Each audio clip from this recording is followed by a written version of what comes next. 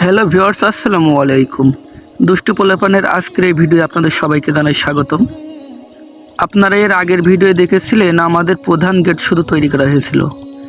এখন দেখবেন আমাদের প্রধান গেটের আরেকটু কাজ, প্লাস আমাদের মহিলা প্যান্ডেল এবং আমাদের প্রধান প্যান্ডেলের কিছু কাজ। এখন যে গেটটি দেখতে পাচ্ছেন, এটি সামান্য একটু কাজ ছিল।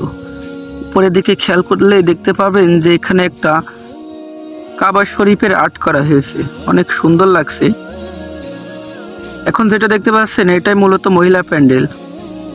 এখানে অনেক বাঁশখুঁটি দিয়ে আপাতত কোনো রকম দাঁড় করে ছিঁড়েছে, এরপরে ছাউনি দেওয়া হবে। এখন যে গেটটি দেখতে পাচ্ছেন এটি মূলত ওয়াজ মাহফিলের প্রধান গেট।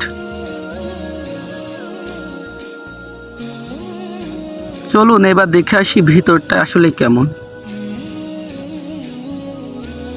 ভিতরটা দেখতে তেমন একটা সুন্দর এখন না লাগলেও পরে কিন্তু অনেক সুন্দর লাগবে। বাঁশখুঁটির মাধ্যমেই কিন্তু এখন আপাতত কোনো রকম ছাউনি দিয়ে গিয়েছে, এখনো অনেক কাজ রয়েছে। চারিদিকে কিন্তু বাঁশ দিয়ে কোনো রকম একটি প্যান্ডেল তৈরি করে থেকে গিয়েছে তারা। এই কাজগুলো মূলত তারা রাতের দিকে করছে, যার জন্য কাজ করা ভিডিও আপনাদের মাঝে আমরা দিতে পারছি না। তবে ইনশাল্লাহ আমরা চেষ্টা করব যেন কাজ করার সময় এই ভিডিওগুলো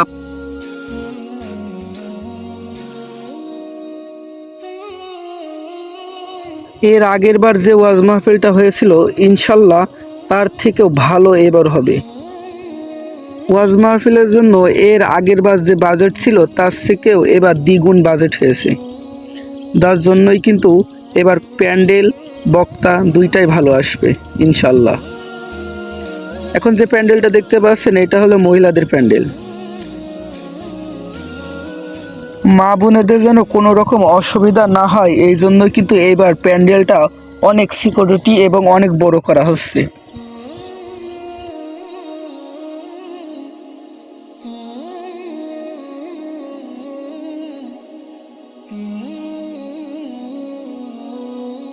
তো সবাইকে ধন্যবাদ, ভালো থাকবেন, সুস্থ থাকবেন। আর জাগুসা গ্রামের ওয়াজ মাহফিলে আরও আপডেট খবর পেতে আমাদের সাথেই থাকুন। ধন্যবাদ সবাইকে, আল্লাহ হাফেজ।